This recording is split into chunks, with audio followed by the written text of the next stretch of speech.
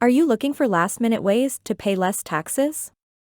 Or maybe you just want to make sure you haven't forgotten anything that could help reduce your tax bill. I've got you covered in this video. Hi. My name is Kat and I'm a chartered professional accountant. On this channel, we discuss Canadian tax, accounting, and personal finance, with the goal of helping you keep more of your hard-earned money in your own pockets. Today's video is all about 10 things to do before December 31st to pay less taxes.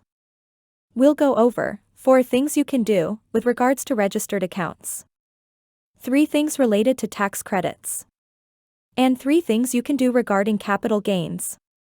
At the end of the video, I'm going to share an important tip regarding something you should actually not do before December 31st. So let's jump right in. First things first, if you have a TFSA, and you plan to use the money soon for one reason or another, perhaps to buy a car, to pay for your wedding, or to go on vacation, you should make your withdrawal before December 31st. The reason for this is that any amount you withdraw is added back to your contribution room the following year.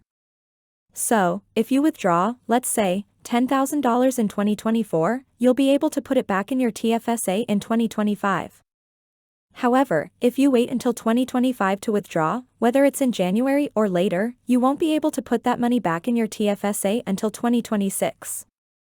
In fact, if you put the money back in your TFSA too early, you'll pay a 1% tax per month on the excess amount. Plus, the sooner you can put the funds back in, the sooner you begin earning investment income, such as interest and dividends, on that money.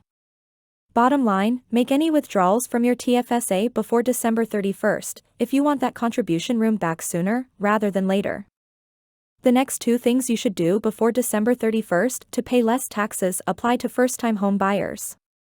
First, if you haven't done so yet, you should open an FHSA before the end of the year, instead of waiting until 2025, even if you don't have any money to contribute to the account yet. This is because your contribution room only starts accumulating once the account is open. So, if you open your FHSA in December 2024, you'll get $8,000 of contribution room for 2024, plus another $8,000 for 2025, allowing you to contribute up to $16,000 in 2025. But if you wait until the new year to open your account, you'll only get the $8,000 contribution room for 2025. By the way, if you qualify, you should open an FHSA even if you don't plan on buying a home. I explain why in my video all about the FHSA, linked in the description box below. Second, unlike with RRSPs, the deadline to be able to deduct your FHSA contributions on your tax return is December 31st, rather than 60 days after the end of the year. This means that you should make contributions to your FHSA before December 31st, if you want to save on taxes this year. For example, if you earned $65,000 in 2024 and made an $8,000 contribution to your FHSA, it would bring your income down to $57,000, and you would save over $1,600 in federal taxes alone. Take into consideration provincial taxes too, and you have a pretty big tax saving. Someone in Quebec, for example, would save an additional $1,500, for a grand total of over $3,000 in tax savings. Additionally, with the FHSA, you can only carry forward a maximum of $8,000 of unused contribution room. So, if you opened your account in 2023 and never contributed to it, you can put up to $16,000 in 2024. However, if you don't contribute in 2024 either, you'll only be able to put up to $16,000 in 2025 as well, rather than $24,000, because only $8,000 can be carried over to 2025. So, by contributing before December 31st, you not only ensure that you'll pay less taxes for the year, you also ensure that you don't lose any contribution room. The 4th thing you should do before December 31st is with regards to the RESP. The RESP is a program designed to help save for your kids' education. I'll be making a detailed video all about it in the future, so stay tuned for that. One of the benefits of the RESP is called the CESG, or the Canada Education Savings Grant. The way it works is that the government contributes up to $500 per year in your RESP, up to a lifetime limit of $7,200. But, if you don't contribute to the RESP, you don't get the CESG. To get the full $500 this year, you would need to contribute $2,500 before December 31st. You can contribute less than that, and you'll still get an amount from the CESG, but it won't be the full $500. It's important to note here that if you don't receive the maximum CESG amount in the current year, the balance is carried forward. However, it's always better to receive more money sooner rather than later, as those funds can then spend more time earning tax-free investment income. Next, let's dive into 3 things you can do before December 31st to pay less taxes with regards to tax credits. For starters, let's talk about medical expenses. You can combine medical expenses for yourself, your spouse or common law partner, and your children under 18 to claim a tax credit. To calculate the credit, you add up all of your medical expenses, then subtract either 3% of your net income for the year, or the threshold determined by the CRA, whichever is less. The amount remaining is multiplied by 15% to give you the tax credit.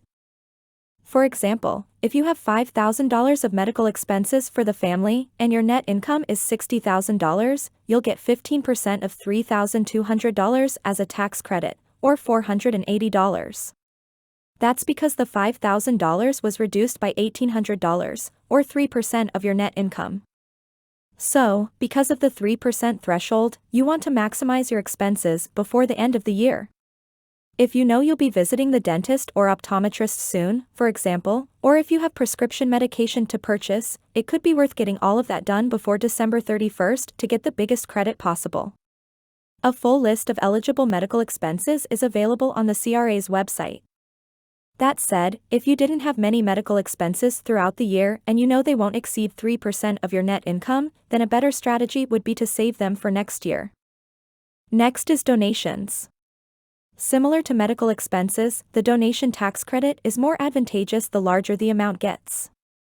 That's because the credit is calculated by taking 15% of the first $200, plus 29 or 33% of the amount exceeding $200. So, if for example, your donations for the year total $500, you'll get 15% of the first $200, plus 29% of the remaining $300, for a total of $117 in tax savings. Since the first $200 only gets you 15%, you want to maximize your total donations. You can do this 3 ways. 1. By making any donations you were already planning to make before December 31st, to be able to include them in this year's tax return. 2. By combining your own donations with those made by your spouse or common law partner. And 3. You also have the option of carrying forward any unclaimed donation amounts for up to 5 years.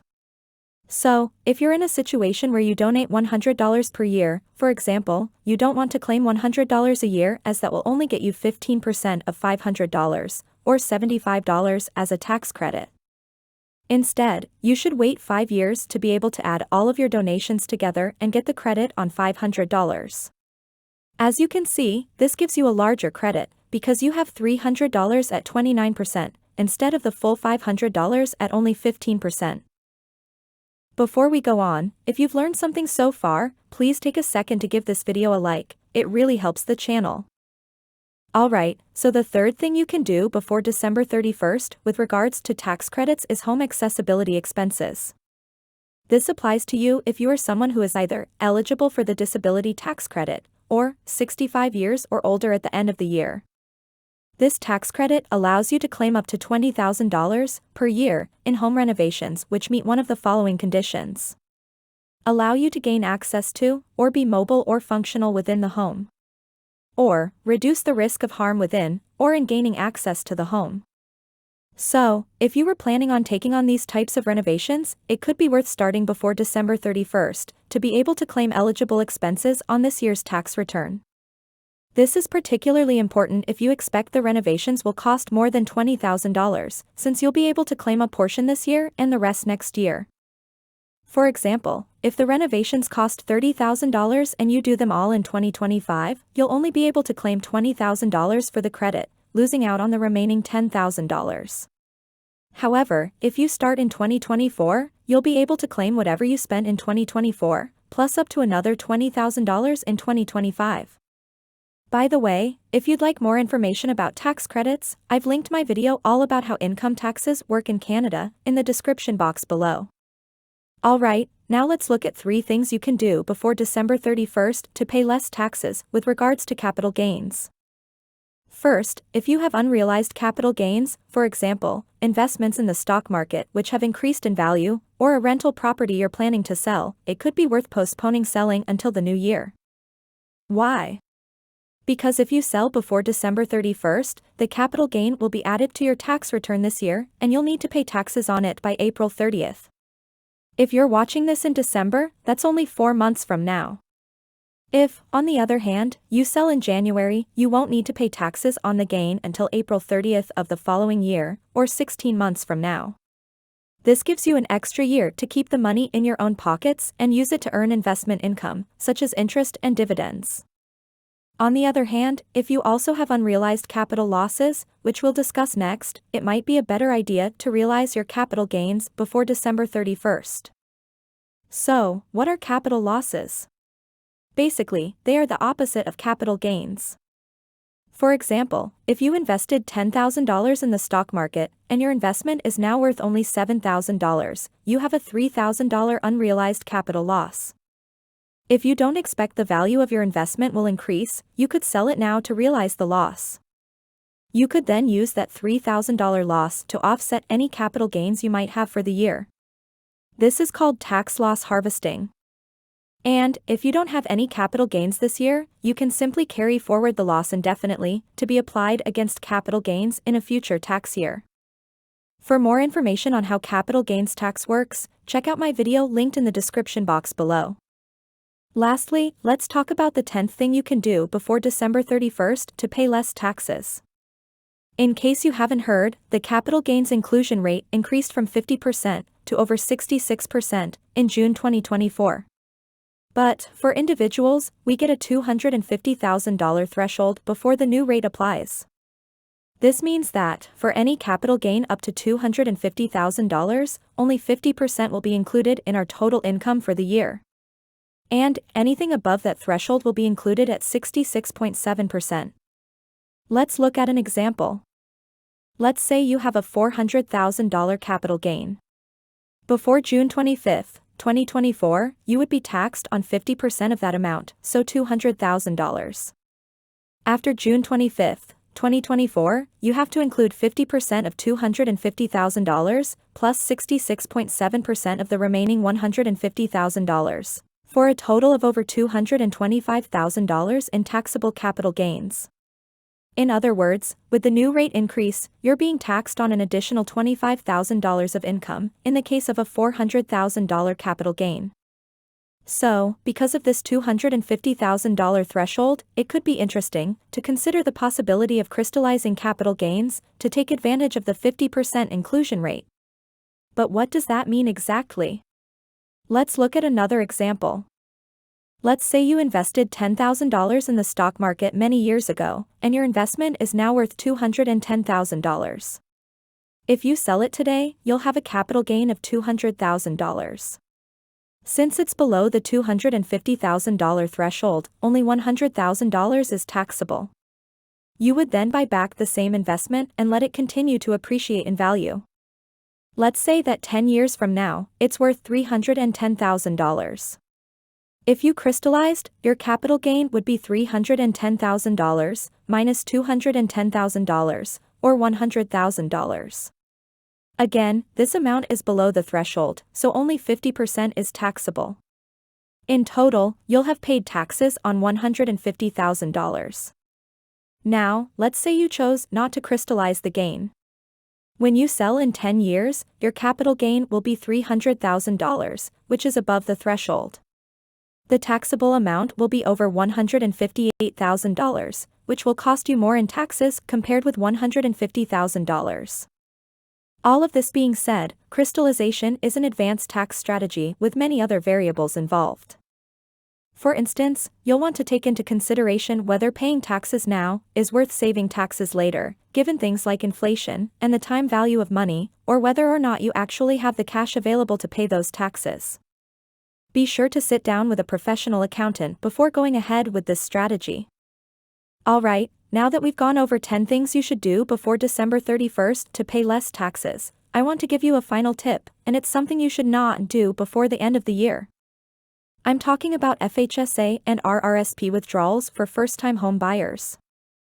If you're buying a home in the coming weeks or months, wait until January before making any withdrawals from your FHSA or RRSP, if possible.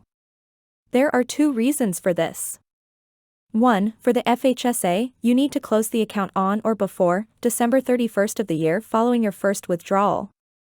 In other words, if you withdraw in 2024, you'll need to close the account by December 31st, 2025. But if you wait until January 2025, you won't need to close the account until December 2026, giving you an extra year. 2. For withdrawals from your RRSP via the Home Buyers Plan, waiting until January will delay the start of your repayment period by 1 year.